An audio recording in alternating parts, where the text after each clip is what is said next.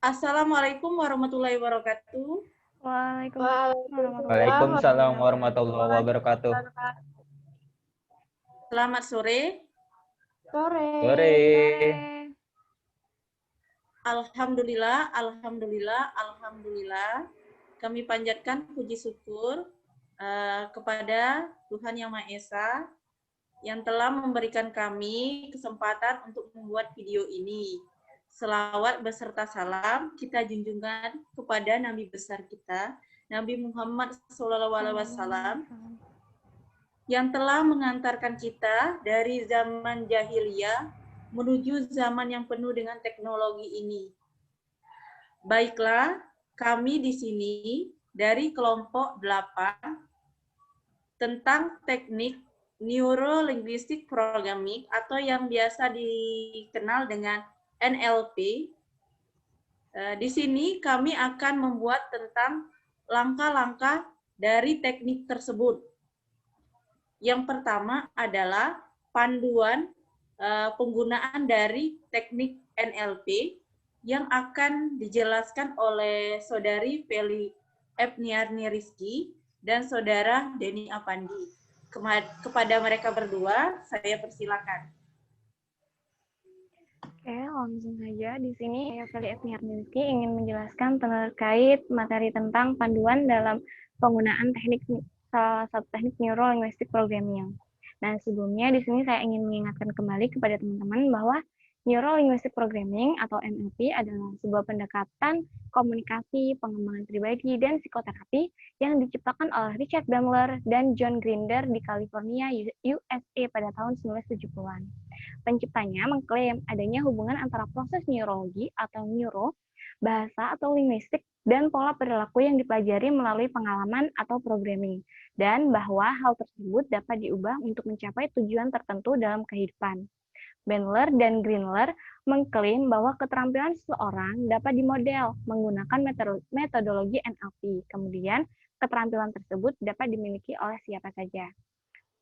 Nah, selanjutnya, menurut sebuah studi dari Steinbeck, interaksi klasik dalam NLP dapat dipahami dalam beberapa tahap utama, yakni yang pertama, membangun hubungan. Tindakan membangun hubungan dan mempertahankan hubungan antara konselor dan konseli yang dicapai melalui packing leading, perilaku verbal, misalnya predikat sensorik dan kata kunci, dan perilaku nonverbal, misalnya matching mirroring, perilaku nonverbal, atau menanggapi gerakan mata dari konseli. Yang kedua adalah mengumpulkan informasi tentang keadaan masalah mental dan tujuan yang diinginkan. Setelah konselor dan konseli menjalin hubungan, maka terbentuklah setelah konselor dan konseli hubungannya sudah terbentuk, konselor mulai mengumpulkan informasi tentang keadaan konseli saat ini serta membantu konseli menentukan keadaan atau tujuan yang diinginkan. Konselor memberi perhatian khusus pada respon verbal dan nonverbal ketika konseli mendefinisikan keadaan sekarang dan keadaan yang diinginkan dan setiap sumber daya yang mungkin diperlukan untuk menjembatani kesenjangan tersebut. Nah, yang ketiga, konseli biasanya didorong untuk mempertimbangkan konsekuensi hasil yang diinginkan dan bagaimana mereka dapat mempengaruhi kehidupan dan hubungan pribadinya dengan mempertimbangkan niat positif dari setiap masalah yang mungkin timbul. Dan yang terakhir, konselor membantu konseli dalam mencapai hasil yang diinginkan dengan menggunakan alat dan teknik tertentu untuk mengubah representasi internal dan tanggapan terhadap rangsangan di dunia. Akhirnya, perubahan di future packing dengan membantu konseli untuk berlatih secara mental dan mengintegrasikan perubahan keadaan ke dalam kehidupannya. Sebagai contoh, konseli mungkin diminta untuk melangkah ke masa depan dan mewakili secara mental dengan melihat, mendengar, dan merasakan bagaimana sih rasanya ketika telah mencapai suatu hasil atau tujuan tersebut. Nah, selanjutnya teknik yang akan kita gunakan adalah mengubah pola pikir dan membentuk pola pikir yang baru. Dalam membentuk pola sudut pandang atau pola pikir yang baru, maka NLP mempunyai 14 asumsi dasar, yakni yang pertama, menghormati cara orang lain membentuk dunianya, peta bukanlah wilayah, selalu ada maksud baik dari tiap tingkah laku, orang-orang melakukan hal yang terbaik sebatas sumber-sumber yang diketahui, tidak ada orang yang kaku, hanya komunikator yang kurang fleksibel, makna komunikasi adalah respon yang Anda peroleh, seseorang dengan fleksibilitas akan mampu mengontrol dirinya, tak ada kegagalan, hanya umpan balik yang kurang tepat, setiap pengalaman memiliki struktur sendiri, Manusia mempunyai dua tingkatan komunikasi, yaitu alam sadar dan bawah sadar. Selanjutnya, semua orang punya sumber-sumber yang cukup guna merubah diri ke arah yang lebih positif. Sumber-sumber tersebut berasal dari pengalaman masa lalu individunya. Nah, yang selanjutnya, tubuh dan pikiran saling mempengaruhi. Jika sesuatu mungkin bagi seorang, maka hal itu juga mungkin bagi yang lain.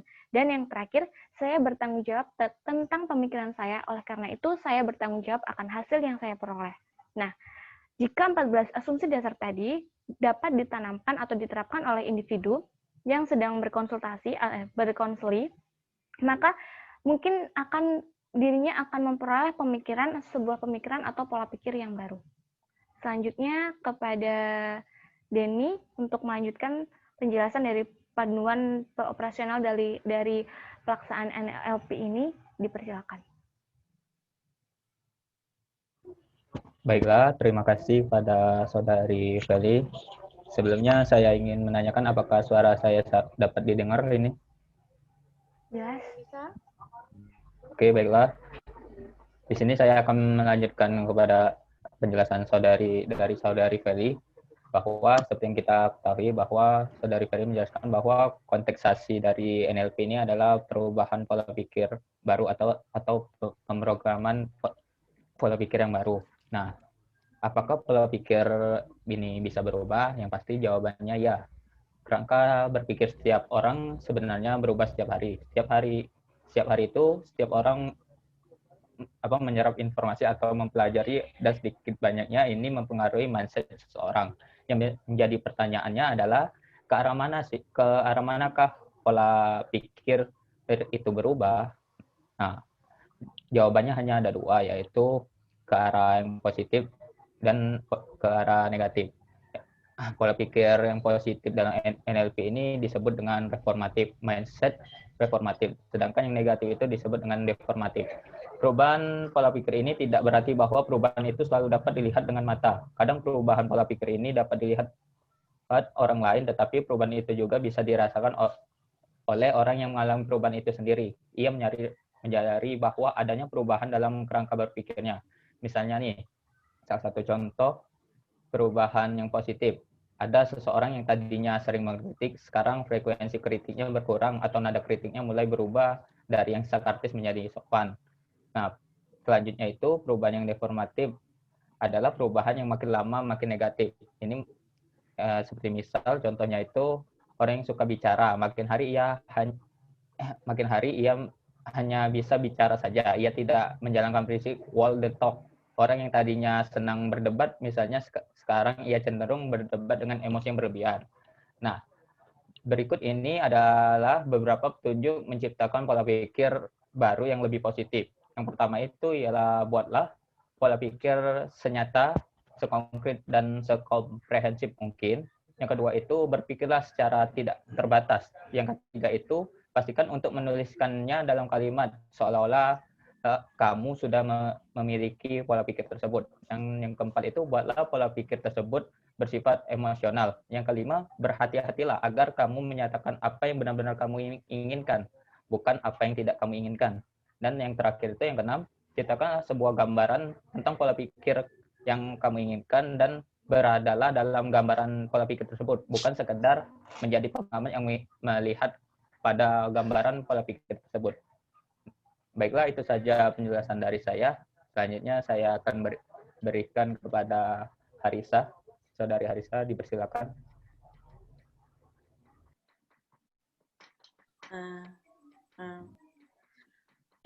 Itulah tadi penjelasan dari Saudari Feli Epniarni Rizky dan Denny Avandi tentang panduan dari pelaksanaan NLP ini. Nah, dari sini kan kita bertanya-tanya masalah apa yang cocok dengan NLP ini, sehingga hal ini akan dijelaskan oleh Saudari Dita kepada Saudari Harisa. Saya persilakan. Baik, di sini saya akan menjelaskan masalah-masalah apa saja sih yang dapat diatasi menggunakan teknik merubah pola pikir dengan Neuro-Linguistic Programming ini. Jadi yang pertama itu adalah fobia. Nah, fobia ini merupakan ketakutan yang terus-menerus, berlebihan, tidak realistis terhadap suatu objek orang, hewan, aktivitas, ataupun suatu situasi.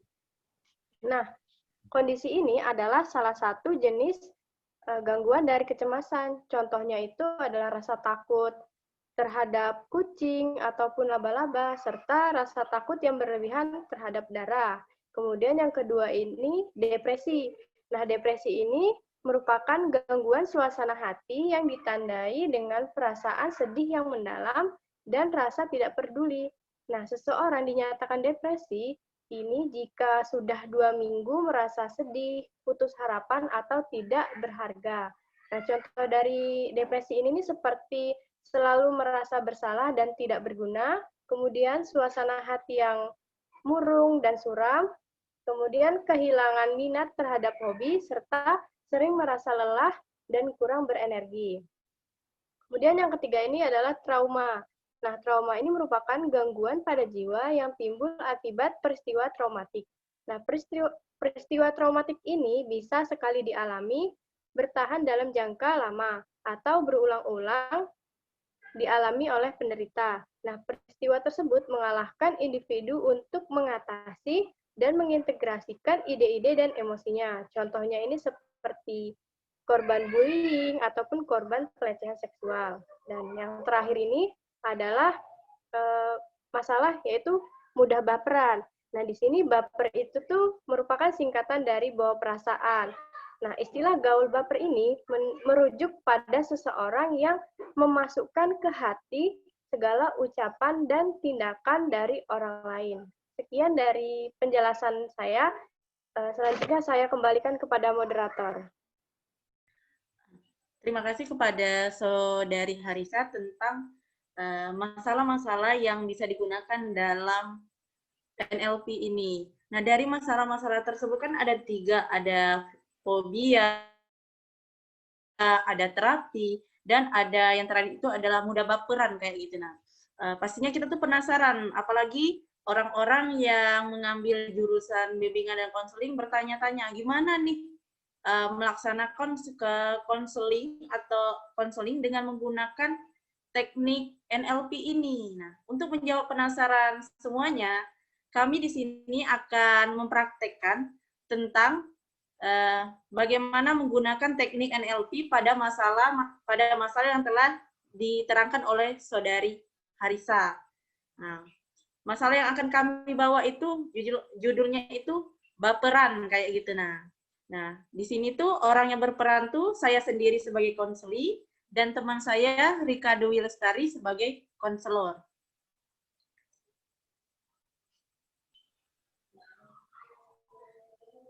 Assalamualaikum warahmatullahi wabarakatuh, Ibu. Waalaikumsalam warahmatullahi wabarakatuh. Apa kabar? Alhamdulillah, baik, Bu. Ada yang bisa Ibu bantu? Gini, Bu, aku tuh mau curhat, Bu. Mengenai apa ya? Okta tuh kan ada teman, Bu, ya, satu kelas, ya gitu, Bu. Dia tuh kayak suka teriak-teriak gitu, nah, Bu. Okta tuh merasa kalau dia lagi teriak-teriak tuh merasa di belakang telinga Okta, kayak gitu, nah, Bu. Itu dalam keadaan belajar, berbicara seperti biasa ya begini atau keadaan bagaimana? Kalau dalam keadaan belajar sih orangnya tuh lebih pendiam kayak gitu, nah, Bu. Jarang kayak ngomong sama guru itu untuk menggunakan nada-nada kayak gitu, nah, Bu, ya.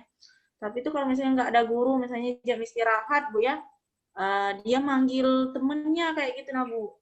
Misalnya, Peli, kayak gitu, nah, Bu, ya. Dengan nada yang agak sedikit kuat lagi, Bu, ya.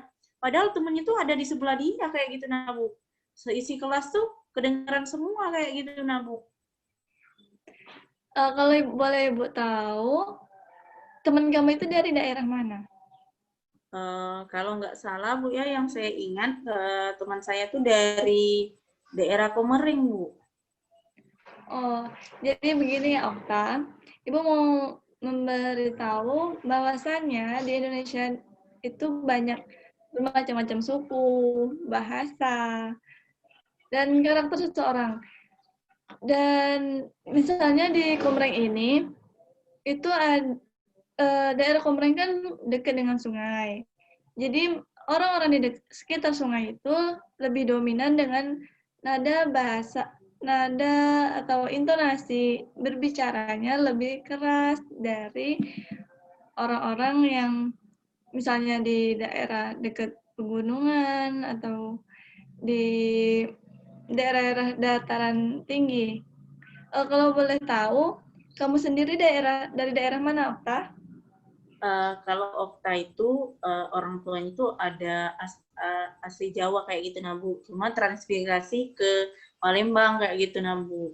Tapi dalam segi bahasa tuh atau intonasi yang kami gunakan dalam keluarga tuh nggak kayak gitu nah Bu. Ya, jadi begini Okta. Kan sudah Ibu jelaskan tadi bahwasannya di Indonesia banyak bermacam-macam bahasa.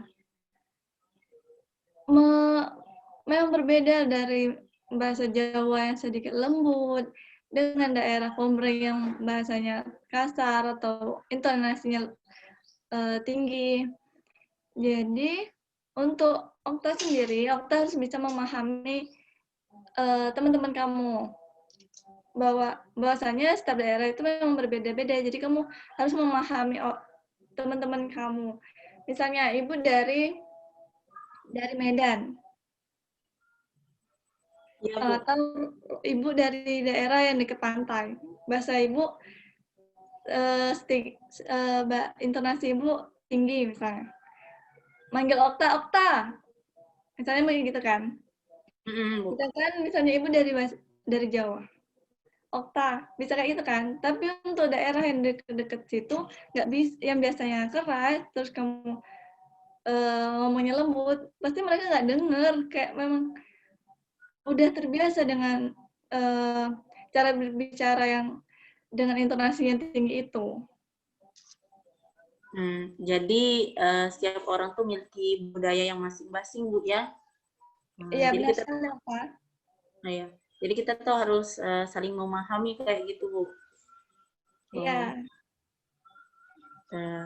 Iya, Bu. Makasih, Bu ya. Soalnya saya tuh nggak tahu kalau Komering tuh dekat sungai kayak gitu, nah Bu. Kan jarang main ke daerah sana kayak gitu, nah Bu.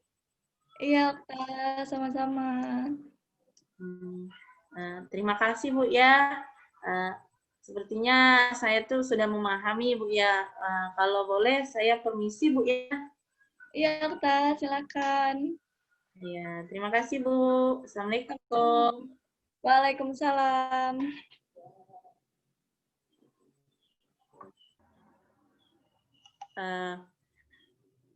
Itulah tadi contoh dari masalah yang kami praktekkan dalam sebuah sesi konseling yang berjudul baperan.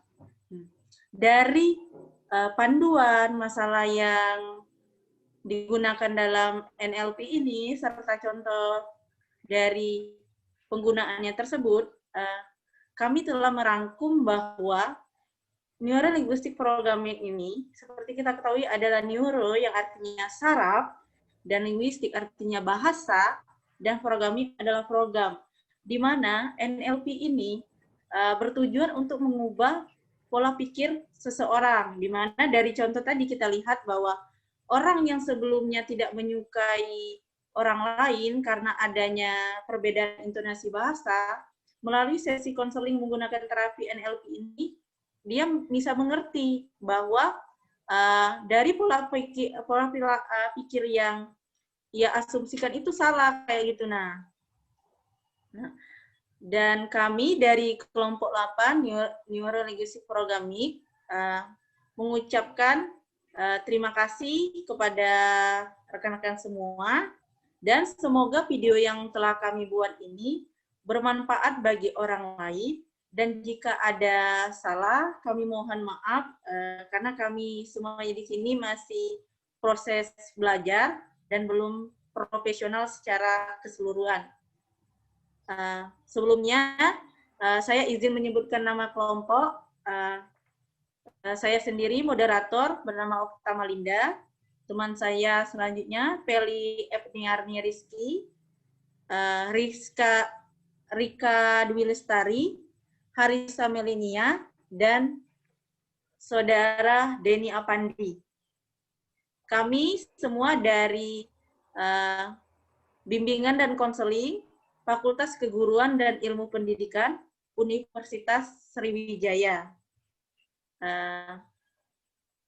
Saya sebagai moderator pamit undur diri. Saya akhiri. Wassalamualaikum warahmatullahi wabarakatuh. Waalaikumsalam warahmatullahi Waalaikumsalam warahmatullahi wabarakatuh.